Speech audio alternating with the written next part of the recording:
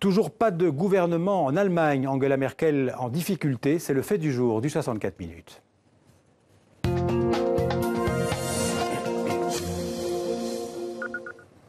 Les élections générales ont eu lieu en Allemagne le 24 septembre dernier, bientôt 2 mois. Les négociations pour former le nouveau gouvernement allemand sont toujours dans l'impasse. Angela Merkel tente de former une coalition entre son parti conservateur, les libéraux et les écologistes. On va rejoindre en direct à Berlin notre correspondant David Philippot. Alors bonsoir David, qu'est-ce qui empêche Angela Merkel de former un nouveau gouvernement ?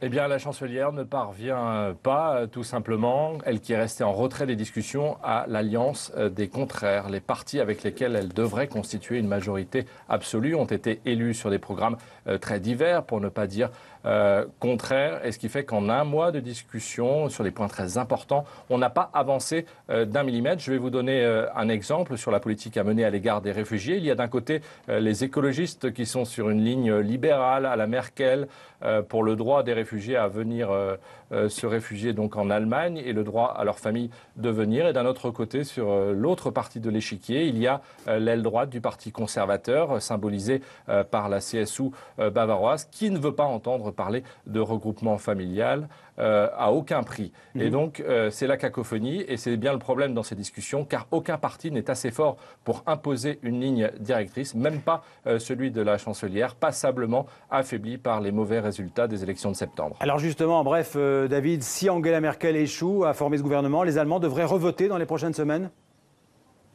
Écoutez, on n'en est pas encore là, mais c'est vrai que le scénario se précise au fil des jours. Si ces négociations échouent, la chancelière se tournerait alors vers les sociaux-démocrates. Et si c'est Nein, eh bien, il n'y aurait pas d'autre option que la dissolution du Bundestag et d'autres élections au début de l'année prochaine, ce qui serait une première dans l'histoire de l'Allemagne contemporaine. Merci David, en direct de